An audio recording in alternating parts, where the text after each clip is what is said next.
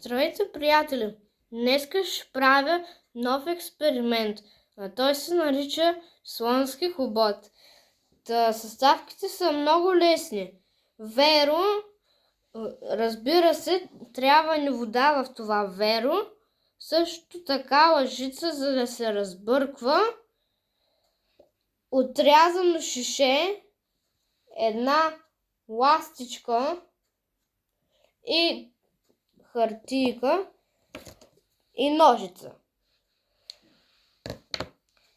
Първо изрязваме, ако искат някои да го изрязват. Ако не искат някои да го изрязват. Добре, нищо няма.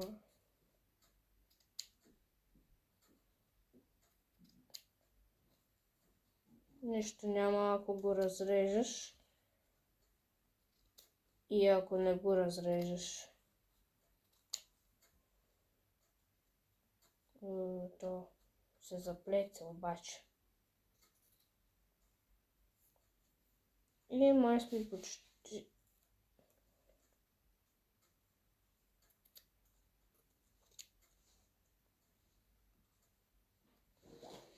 Опа! Готови сме вече с това. Сега трябва да разбъркаме малко верото и водата. Ако се чудите защо не слагам сега верото, защото то е много далече, чак намивката е и не може да се извади. И без това е свързано с нея.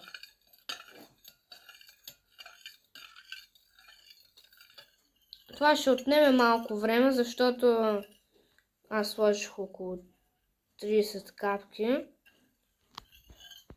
И така.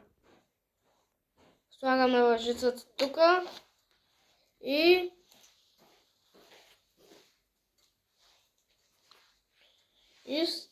тапяме ето това.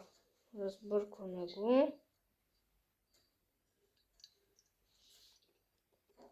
Сега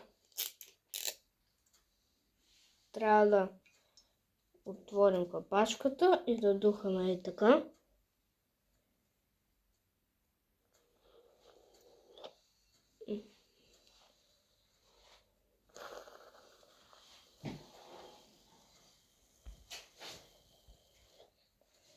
И ето как се прави хоботът. Наистина трябва да си поемете много въздух, за да го направите. Разбира се, не е опасно. Даже можем да го направим още един път.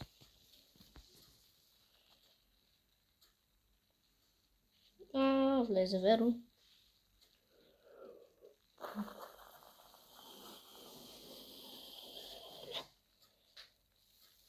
Приятели,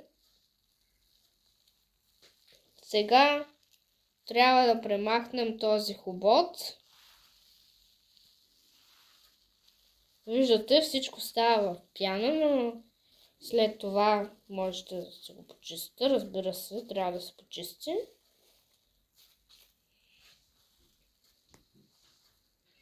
Виждате, че даже може да си играете с него. Дайте пак да пробваме, че леко ми стана забавно.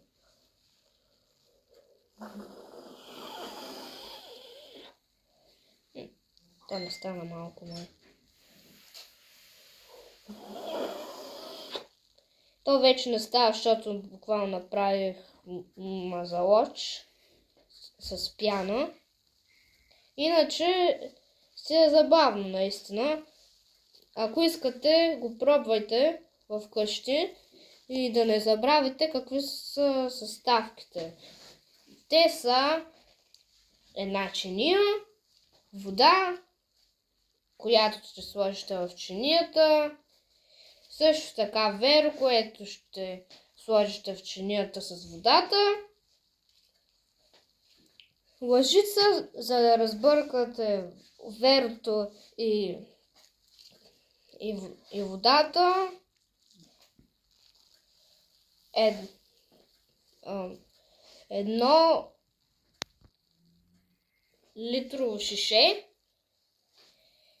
една хартия, суха или даже мокра трябва да е, и една ластика. Оставяме го да потъне. И така. Експеримента взима съставките. И да не забравяме ножицата. Тя е необходима, за да изрежеме, ако искаме, ето това. Аз го изрязох. И сега нека да кажем чао на това. Чао и до нови срещи!